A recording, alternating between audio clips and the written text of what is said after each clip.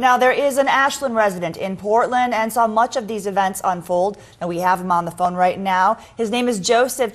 Joseph, can you tell us what you saw? Walk us through what happened when you were at the mall.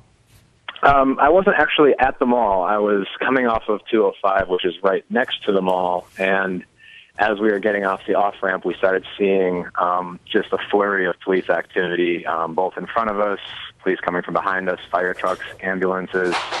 Kind of coming, just everybody obviously swarming towards the mall. So we just kept driving, trying to get to my office on the far side of the mall, and turned on the radio to kind of pick up what was happening, and that's when we started hearing there was shooting. Now, it's my understanding there were state, city, county, federal, all kinds of authorities coming to the scene. I mean, and I also heard that 205 was shut down at one point. Were you in the middle of that mess as well? I think I got off 205 right before they shut it down. There was definitely all kinds of different kinds of law enforcement. I'm not sure if there was federal, but I definitely saw state, city, from all different parts of Portland, so all the different counties. We did see SWAT teams rolling in after a little while, you know, the big kind of armored black truck-looking things.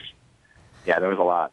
Now, it is also our understanding that the gunman has been neutralized and that it's no longer an active shooting scene, but can you still describe the area? Is it still tense? Are there still people mulling about? Does it still not feel like a normal holiday mall setting? Yeah, you can definitely see that. I mean, the number of police have definitely gone down. The traffic has somewhat resumed on the street nearby where I'm at. But there's still probably, you know, I'm right by the Century Theater side of the mall where the Macy's is, and I can probably see at least 15 or 20 emergency vehicles out there. There looks to be some kind of a triage tent or something that was set up. And then there's a few law enforcement officers at all the different entrances that are still kind of not allowing people to go into the mall, but they've allowed vehicles to start leaving and people to get out. And Joseph, can you even imagine what's going through people's minds? People just on a Tuesday afternoon, maybe going to shop, and all of this happening, a gunman firing some 60 shots, people evacuating the mall. It just must be so tense out there at the Clackamas Town Center. Yeah, it definitely is. I mean, when we were driving by, before we even really knew what was happening, we saw some people that were walking away from the mall that were obviously very visibly rattled, you know, people in tears and shaking, and this is before we even really knew what was happening. So, yeah, it's definitely very tense, and it still very much is. And, you know, we ask this of people all the time, but is it anything that you would even expect?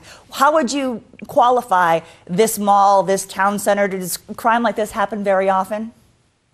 No, obviously it's very much unexpected. You know, a coworker of mine and myself were at that very mall about this time yesterday, picking up a couple of things for work. So, no, it's not something you would ever expect. Obviously, this is extremely out of left field and terrifying. Well, Joseph Chick, we are very happy that you are okay, and we thank you so much for joining us this evening.